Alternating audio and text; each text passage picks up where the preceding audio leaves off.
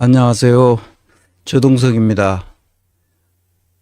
352강 건강한 민주주의, 이것이 어떻게 무너지냐 하면 국민의 게으름과 무관심으로 무너진다는 이야기를 오늘 하려고 합니다. 그랬을 때 우리는 어떻게 해야 할 것인가? 지난 343강에서는 독일의 경우 건강한 민주주의가 불평등과 양극화로 무너지는 사례를 우리가 잠시 검토했었습니다. 오늘은 스위스를 사례로 건강한 민주주의를 지켜왔던 스위스가 그들의 게으름과 무관심으로 무너지고 있다. 우리는 그러면 어떻게 해야 되나 하는 것을 반면교사로 삼았으면 좋겠습니다. 물론 건강한 민주주의가 무너지는 건 아니고 약간 스크래치가 나는 거죠. 그래서 지금 스위스 민주주의가 언론에 오르내리고 있습니다. 그 얘기를 잠깐 하고 우리는 어떻게 할지를 생각해 보겠습니다. 지난 시간에 용서하지 말라, 섣부른 용서는 또 다른 죄악을 불러온다, 이런 얘기를 했는데요. 다시 한번 반복해 보겠습니다. 이것은 너무나 중요한 것이라서 우리가 잊지 말아야 합니다. 김건희와 윤석열과 김건희는 명태균이라는 사기꾼에게 말려들었습니다.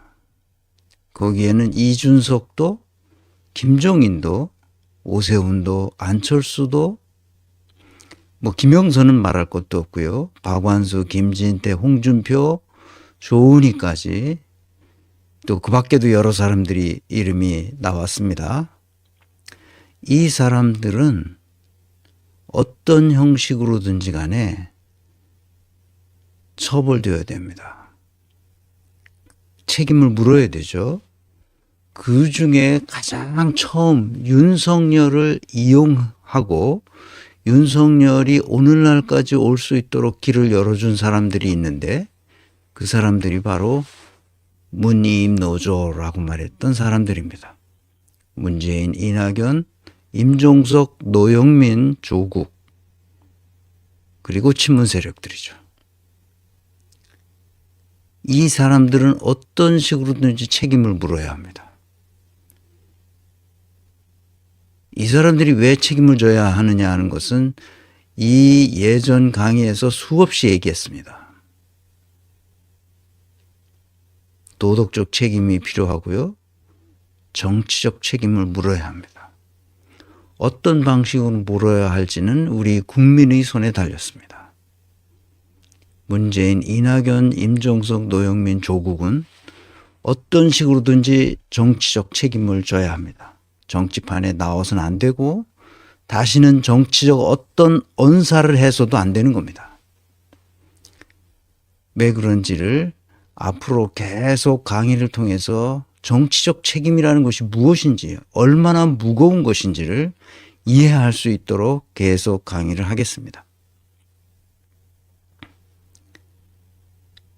그 다음에 이 네모칸을 친 윤석열, 김건희, 명태균, 김영선도 포함되는데, 김영선은 국회의원이 되고 싶어서 아등바등 명태균에게 매달려서 질질 끌려간 아주 등신 같은 인간이라는 것을 우리가 알게 됐습니다.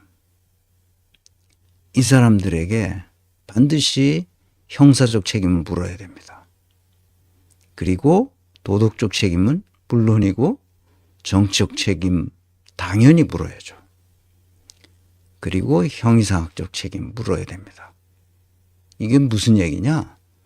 형사적 책임은 우리가 다 아는 얘기고, 도덕적 책임도 그 자신이 가지고 있는 책임, 도덕적 책임이니까 외부인이 어떻게 물을 수는 없습니다.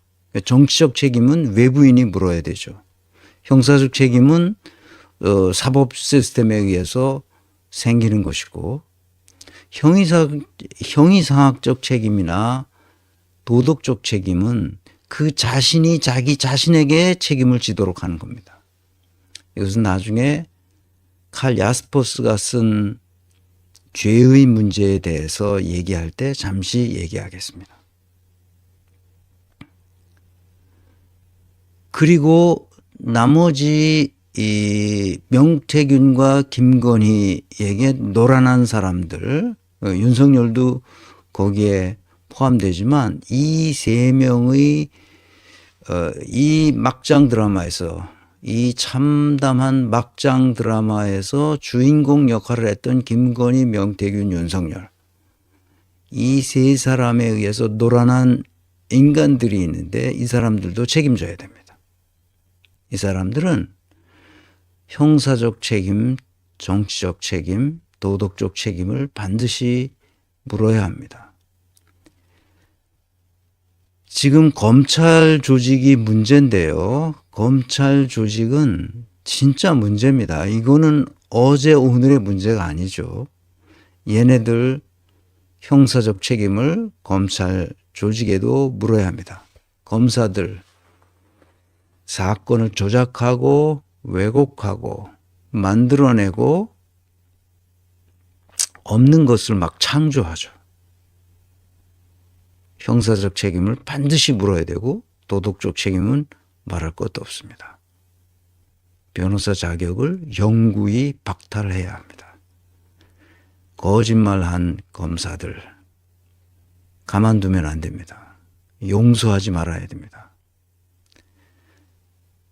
그래서 얘네들이 김건희, 윤석열, 명태균 이 드라마의 주인공으로 나타났던 자들 중에서 윤석열이 가장 책임이 크죠.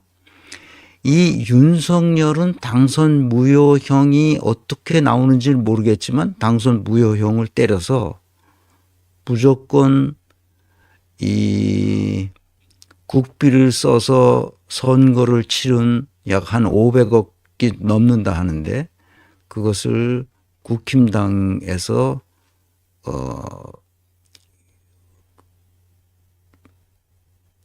다시 보존할 수 있도록 그렇게 해야 될 것 같습니다.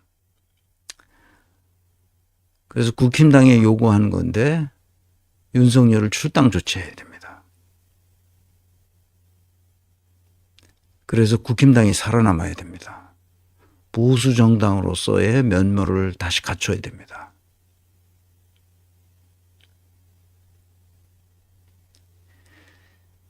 그리고 민주당은 탄핵 소추를 반드시 해야 됩니다. 그리고 국정조사를 시작해야죠. 탄핵 소추가 중요한 이유는 일단 직무정지가 되기 때문에 그렇습니다. 윤석열은 손발을 다 묶어놓을 필요가 있어요. 지금 큰일 납니다. 그래 놓고 또 헌법 개정을 하면 됩니다.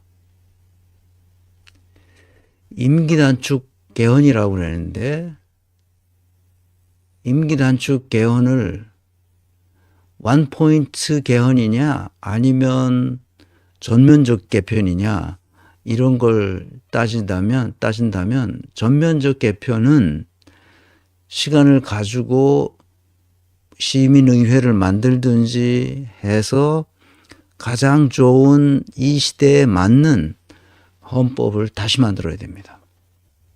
그 시간이 많이 걸리죠. 시민의회가 있어야 되고 거기서 오랜 기간 동안 수거해야 하기 때문에 그렇습니다. 임기 단축 개헌이라는 것을 몇 가지 필요한 것을 넣어서 지금 당장 필요한 것을 넣어서 개헌할 수도 있고 원포인트 개헌을 할 수도 있습니다. 예를 들면 이런 거죠. 임기만 단축한다. 그래서 이건 부칙에다 넣어서 개헌을 하면 시간이 많이 걸리지 않죠. 이거 김용민 의원이 이것을 주장하는 것 같습니다. 그렇게 하든지 아니면 몇 가지를 더 넣어서 지금 몇 가지 더 넣을 게 있거든요. 예를 들면 중임제 그 대통령 중임제로 한다든지 4년 4년 이렇게 중임제 개헌을 한다든지 그런 것을 몇 가지 더 넣어서 우리 실정에 맞게 한다면 또 시간이 걸리고, 그러니까 김용민 의원의 주장대로 부칙에다 넣어서 임기 단축만을 위한 원포인트 개헌을 한다는 것은 바람직하다고 생각합니다. 용서하지 말라. 용서해서는 안 됩니다. 지난 시간에 그렇게 얘기했으니까요. 이제는 더 이상 용서하자 뭐 이런 쓸데기 없는 얘기를 하면 안 됩니다. 자, 용서